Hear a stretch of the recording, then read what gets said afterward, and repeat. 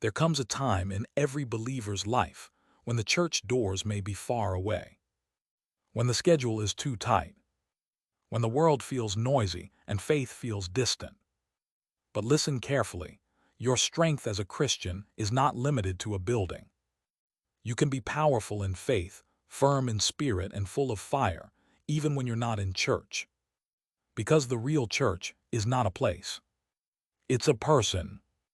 It's you, filled with the Spirit of the living God.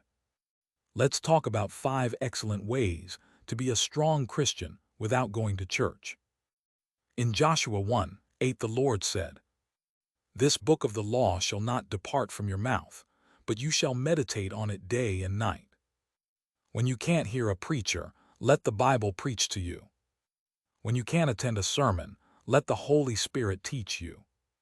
Every time you open the Word, you open God's heart. His Word is alive, it speaks, it comforts, it convicts. Don't let your Bible gather dust, let it feed your soul. Read a few verses every morning before you scroll your phone. Read a psalm before bed. Because when the Word gets inside you, no storm can shake you. The Word of God turns ordinary homes into altars of power. The Bible says in 1 Thessalonians 5:17, "Pray without ceasing."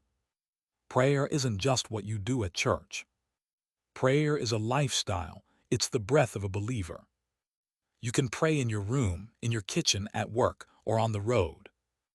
Every moment you speak to God, you invite heaven to earth.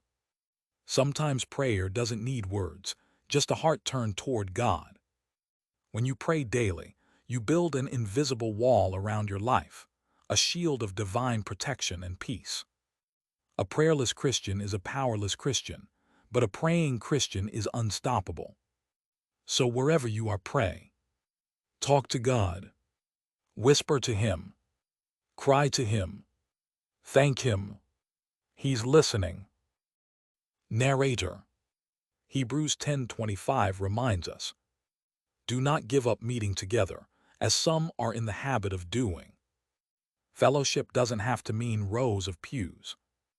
It can mean a few friends praying over Zoom, a WhatsApp Bible group, or a coffee table conversation about faith.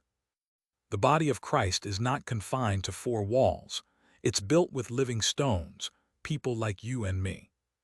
Surround yourself with believers who speak life into you, not those who drain your spirit. Where 2 or 3 gather in His name, He is there. Even if it's just 2 of you on a call, heaven joins the line. Don't look for a crowd, look for connection. Psalm 102 says, "Serve the Lord with gladness, come before His presence with singing." Worship doesn't start when the choir sings, it starts when your heart says thank you. You can worship in your kitchen, in your car, or while walking outside. Turn off the noise of the world and lift your voice in praise. When you worship, chains break, fear fades, and peace fills your soul. The presence of God doesn't visit, it dwells where there is gratitude. If you fill your room with worship, God will fill your life with His presence. So sing, clap, dance before the Lord. Not because life is perfect, but because God is good. James 1:22 says, "Be doers of the word, and not hearers only." It's not what you know, it's what you live. You don't have to wear a title to be a servant of God. You just have to live love. Be the Bible someone else reads. Forgive quickly. Help the poor. Speak truth. Walk humbly. Every act of kindness is a sermon. Every moment of forgiveness is worship. Every good deed is a light that points people to Christ. When you live the Word, you become the church. You may not walk into a church building every Sunday, but if the Holy Spirit lives in you, you carry the church everywhere you go. When you open your Bible, heaven opens with you. When you pray, the walls of hell tremble. When you worship, the throne of God draws near. So don't be discouraged. Even at home, you can be strong in faith, powerful in prayer and on fire for God.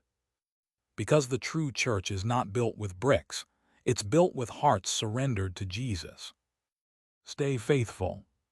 Stay prayerful. Stay filled with the Spirit. You are the church, and God is with you always, folded hands,